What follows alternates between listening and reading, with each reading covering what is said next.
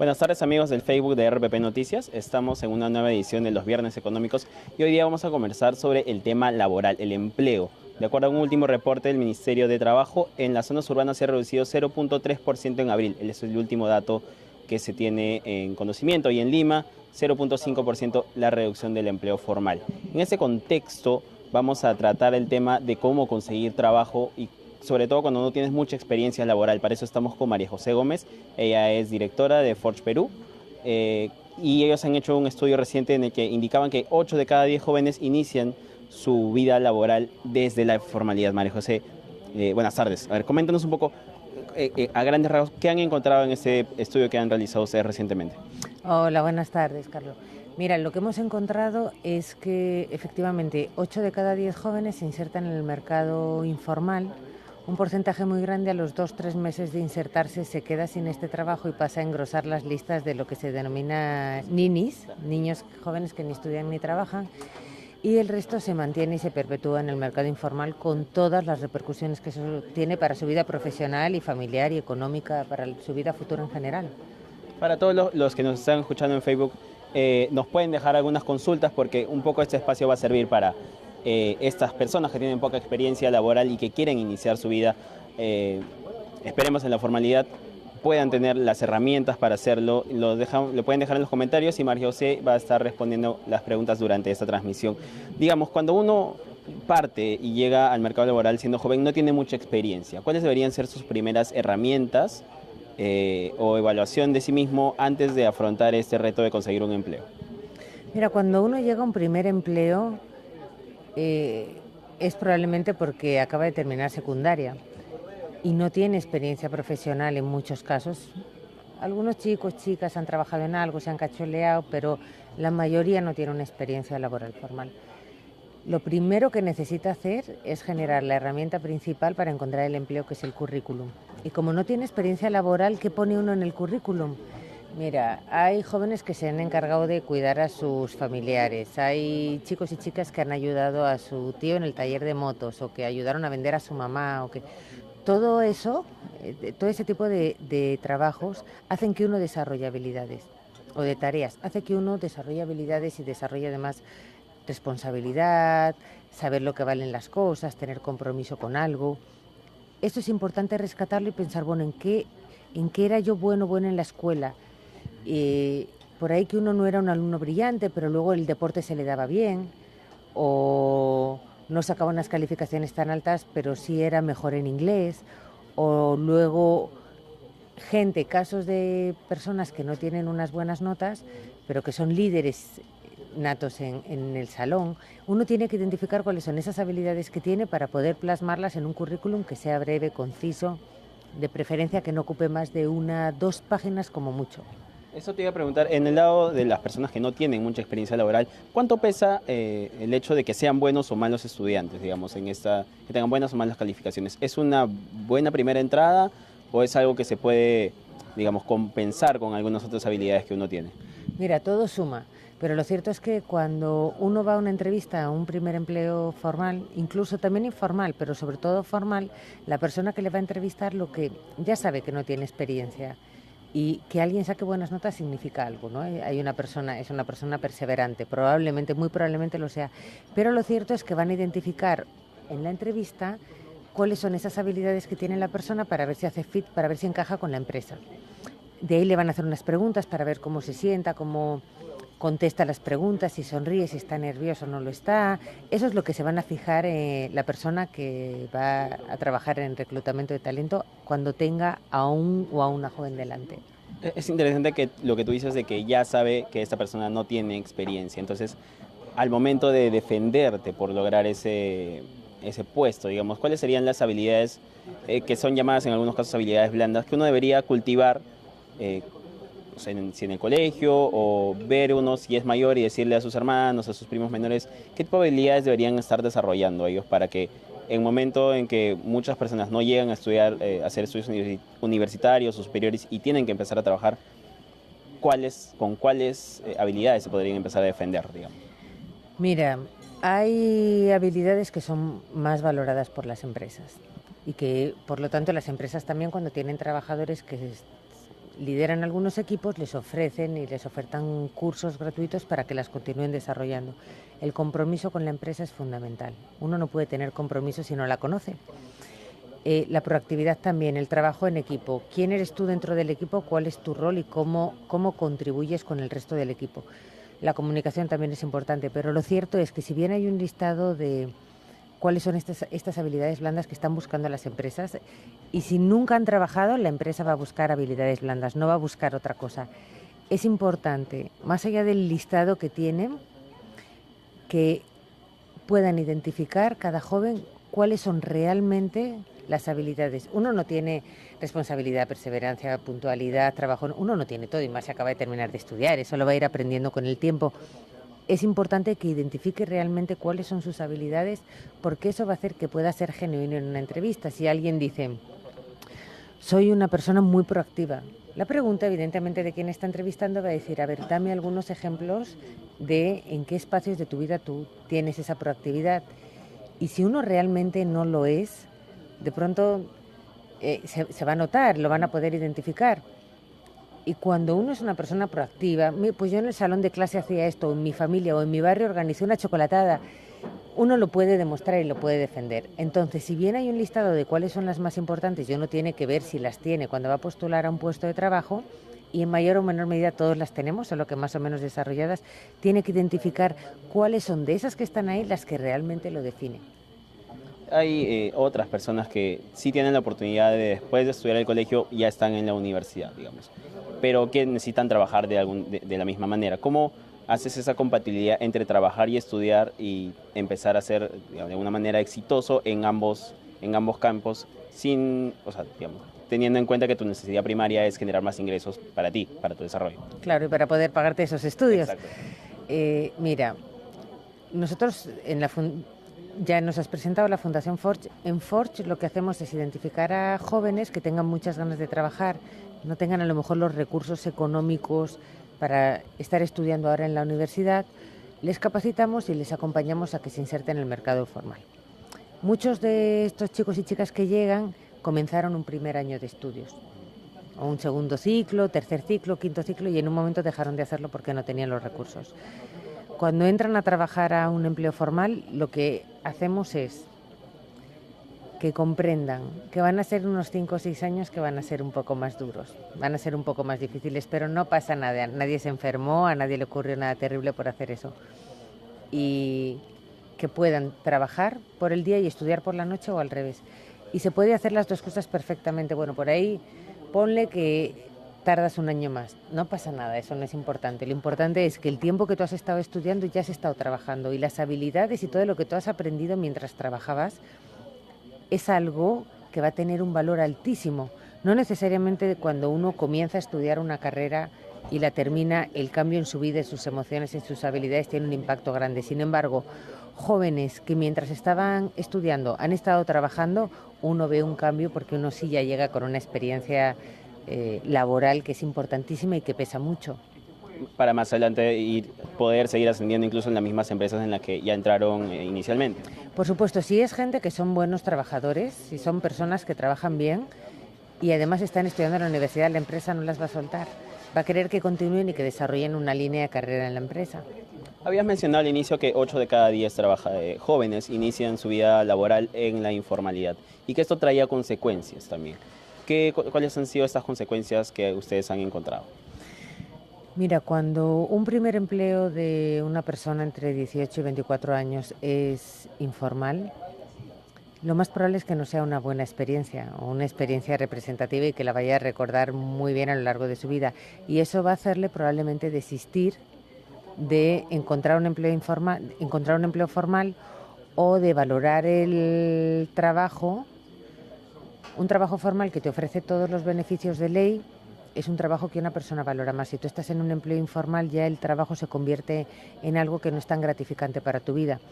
Cuando tú trabajas en un empleo formal, tú tienes vacaciones, tú tienes CTS, puede que te paguen formación, estás rodeado de gente que tiene otros intereses, también el entorno laboral es importante, el ambiente de trabajo también, personas que te ayudan, que te acompañan a que seas, a que cada día puedas aprender más, a que puedas enfocarte y encontrar la ruta para llegar lejos.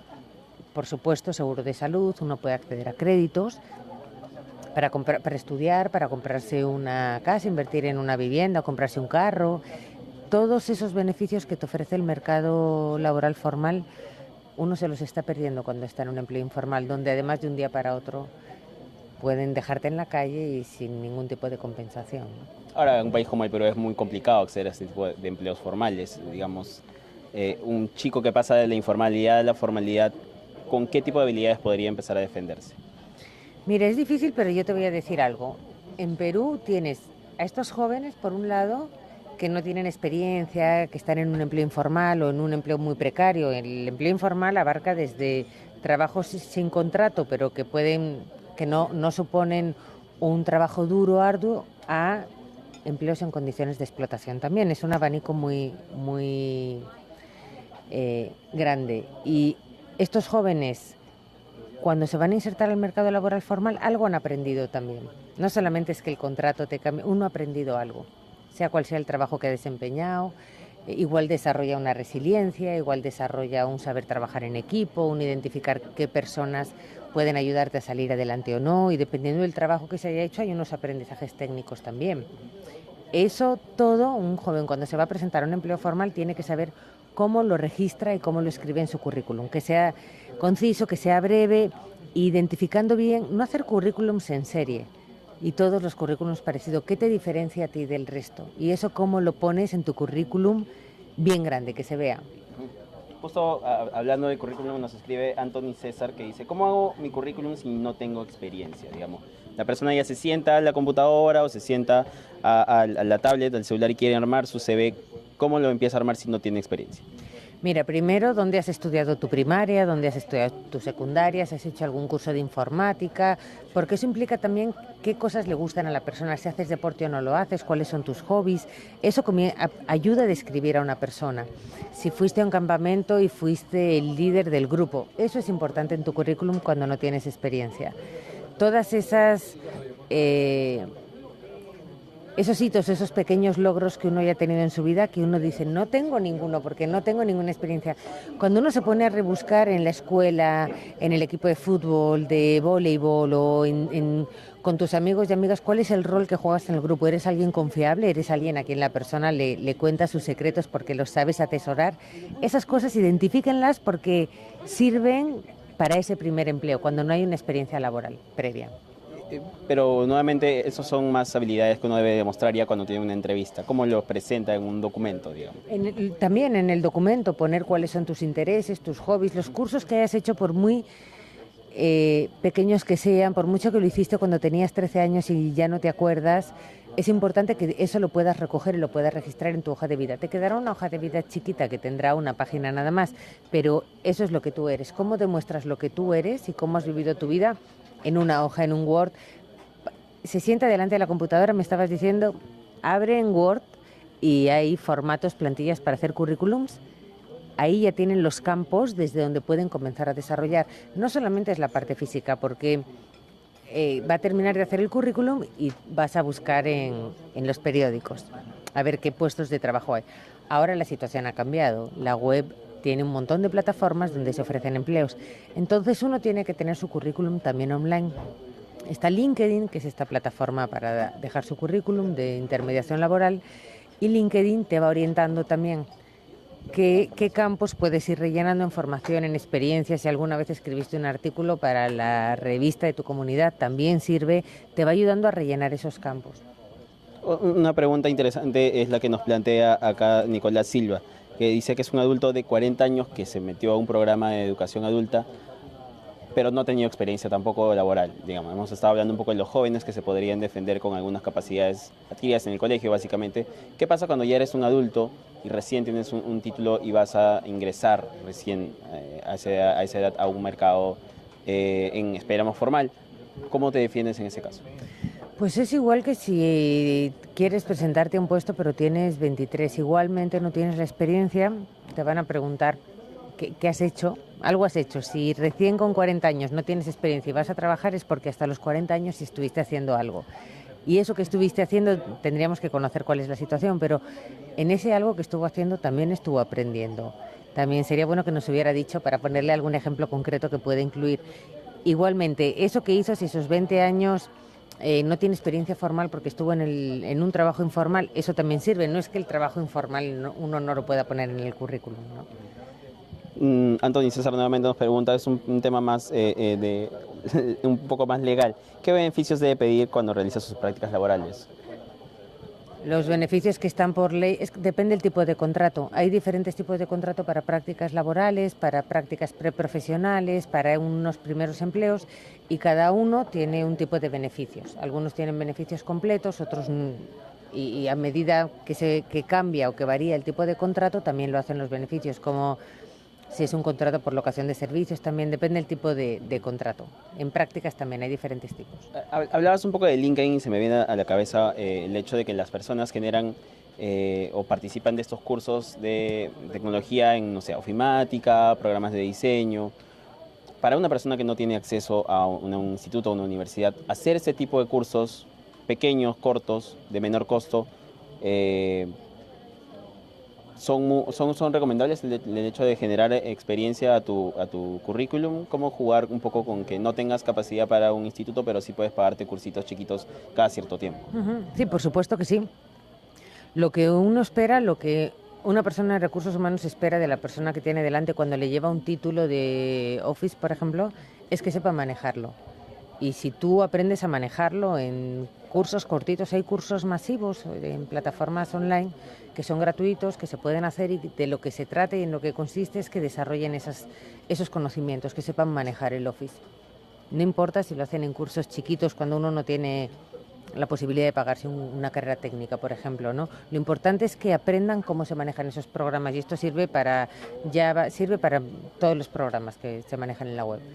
Este deseo de especializarte en algo, ¿cuánto juega en el momento de tú buscar un trabajo? ¿Las empresas están buscando personas más especializadas cada vez? ¿Cómo lo ven desde su Mira, lado? para un primer empleo no van a buscar a una persona especializada porque ni siquiera ha pasado todavía por unos estudios generales. Y luego, por supuesto, ya estamos hablando no de jóvenes, sino de gente un poco más adulta. La especialización, todas las carreras han ido especializándose en ramas, en maestrías, en doctorados, y eso siempre juega a favor. Si uno busca un trabajo, si uno busca una persona para un puesto específico, antes, por ejemplo, buscaban en una sección como esta economistas, ¿no? O periodistas. Ahora seguramente hay economistas deportivos que se han especializado en la zona, en el Cono Sur o en mundiales, ¿no? Y eso por supuesto que ayuda. Tenemos otra pregunta dentro de nuestra transmisión de Facebook Live. María Velarde, ¿qué es lo que uno no debería mencionar en una entrevista de trabajo? Me imagino en el tema más un poco cuando buscas un primer trabajo, o en general si es que tienes algún alcance.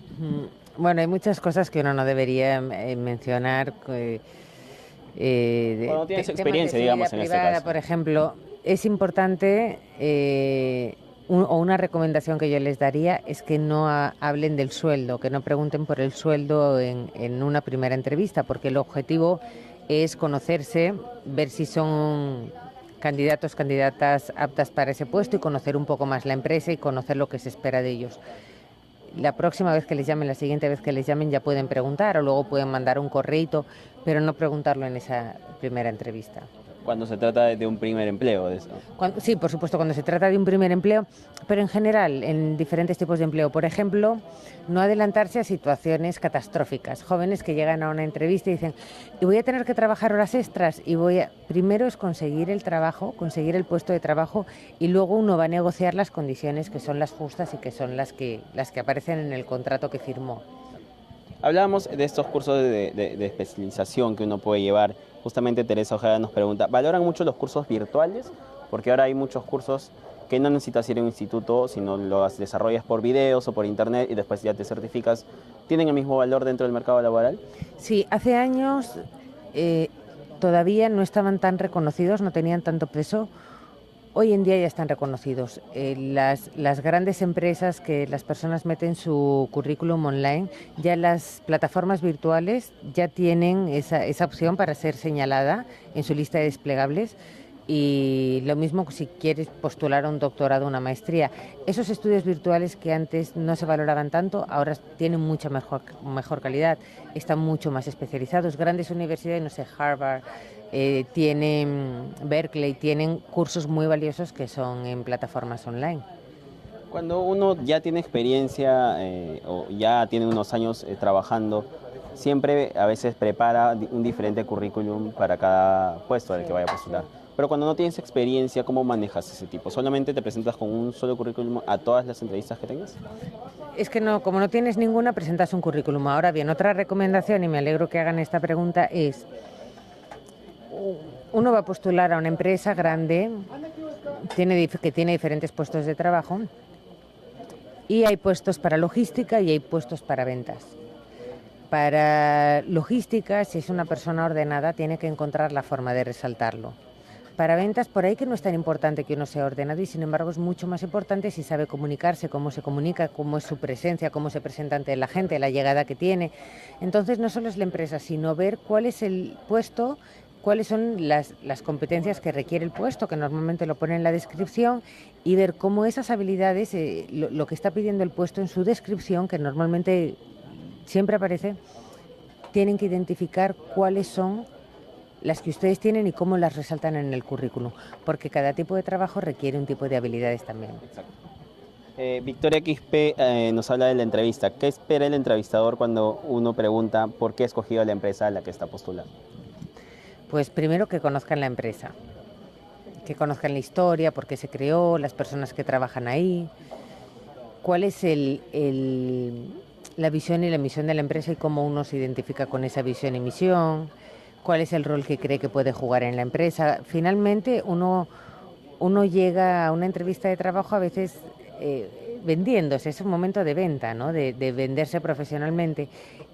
Y es importantísimo que a veces nos centremos mucho más en la empresa y veamos qué es lo que la empresa necesita. Es decir, cómo yo aporto a tu empresa, cómo mi forma de ser, mis conocimientos pueden hacer que tu empresa reduzca la rotación, esté más ordenada, sea más prolijos los procedimientos.